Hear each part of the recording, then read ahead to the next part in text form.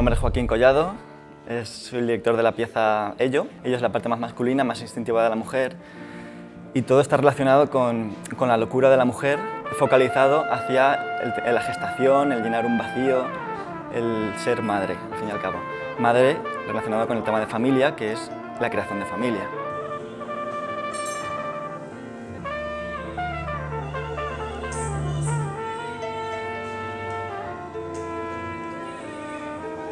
Me ha encantado, tanto el espacio como ellas, como el director, la dirección.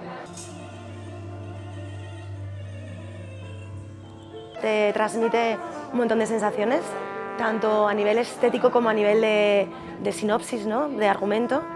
Y bueno, está chulo el trabajo, muy bonito.